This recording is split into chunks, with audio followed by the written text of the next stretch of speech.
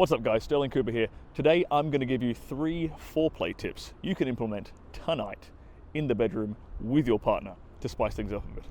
Let's get cracking.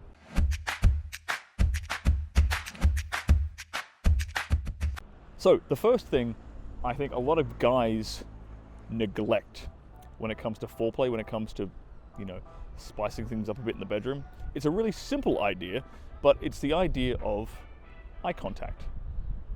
Yes, something as simple as strong, unwavering, consistent eye contact is something that any guy can do, and it's a great skill to develop, the ability to hold strong, consistent eye contact.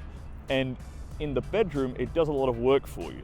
Not only does it create this sense of intimacy and connection with your partner, because you're sitting there burrowing your eyes into her soul, it also establishes dominance. It shows that you're the kind of guy who can make unblinking, consistent eye contact without looking away. That you're not afraid to stare her in the eye, you're not afraid to stare her down a bit.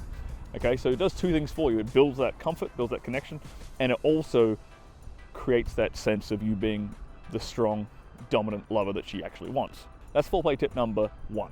Foreplay tip number 2 is another really subtle, very simple thing that anybody can do, any guy can do, but is often neglected, and that's the idea of whispering. Okay, now, I'm not specifically talking about dirty talk here, I'm not going to go into too much detail about dirty talk here, but what I'm referring to is often when people dirty talk in the bedroom, they'll say things out loud.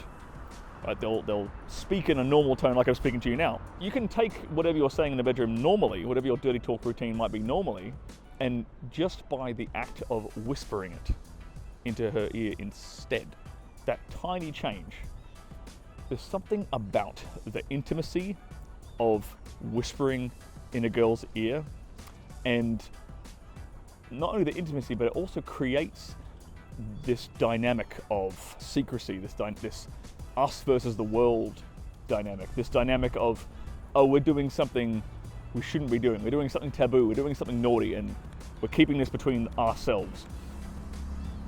This allows you to engage her strongest sexual organ, which is her brain, okay?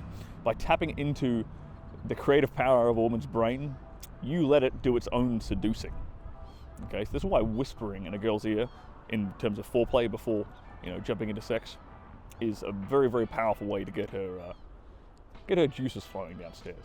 Foreplay tip number 3, guys, is an age-old, tried and tested physical stimulation of kissing and nibbling and biting her neck.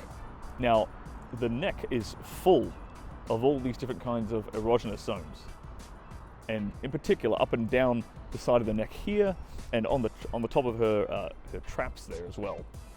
These are really good places for you to kiss and nibble and even bite to a degree if you know how to bite with the correct amount of pressure and the correct amount of force, and I actually teach that in my upcoming course.